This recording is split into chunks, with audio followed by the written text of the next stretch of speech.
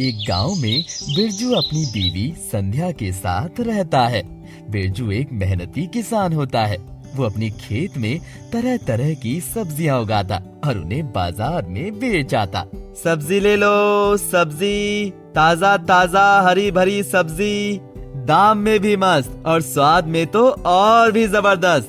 अपनी छोटी बहन की शादी के लिए बिरजू ने अमीर सेठ गोलू चंद से पैसे उधार लिए होते हैं। उन्हें वक्त रहते न चुकाने के कारण गोलू चंद अपने आदमियों के साथ बिरजू के घर पहुंचता है।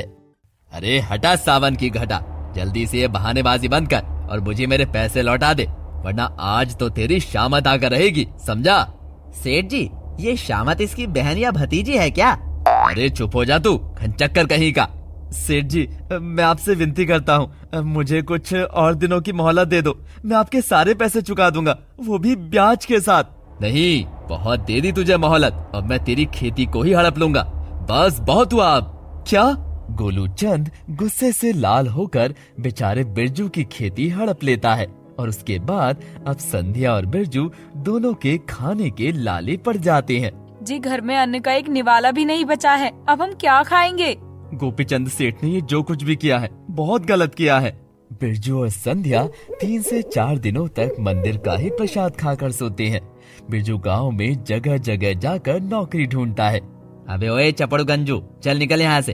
अरे तुझ जैसे गधे को मैं कोई काम नहीं दूंगा। पता नहीं कहाँ कहाँ से चले आते हैं मुंह उठाकर। लेकिन साहब मेरी बात तो सुनिए। तू ऐसे नहीं मानेगा, रुक तू। दुकानदार बिरजू के बम पर एक छड़ी से मारने लगता है और वो उसे वहाँ से भगा देता है। बिरजू दुखी होकर एक नदी के किनारे जाकर बैठ जाता है। तब उसकी नजर एक जाल में फंसी मछली पर जाती है। बचाओ बचाओ! ये मछली तो बोल पा रही है, मुझे इसे जाल से आजाद करना होगा। बिरजू उस मछली को जाल से आजाद कर देता है और उसके बाद वो मछली एक परी में बदल जाती है।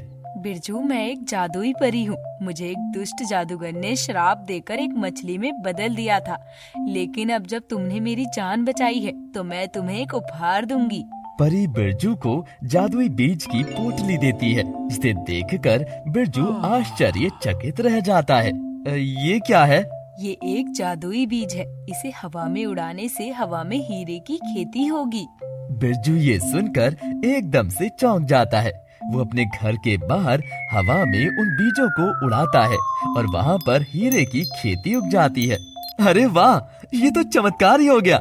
हाँ जी, हमारी तो मानो लॉटरी ही लग गई। अब बिरजू गांव का सबसे धनी व्यक्ति बन जाता है और ये जानकर अमीर सेठ गोलू चंद को बहुत गुस्सा आता है और वो उसकी खेती को तबाह करने जाता है। अरे ओ मेरे कमअकल आदमियों, चलो तबाह करते हैं उस रोडपति से करोड़पति बने बिरजू की ये हीरे की खेती।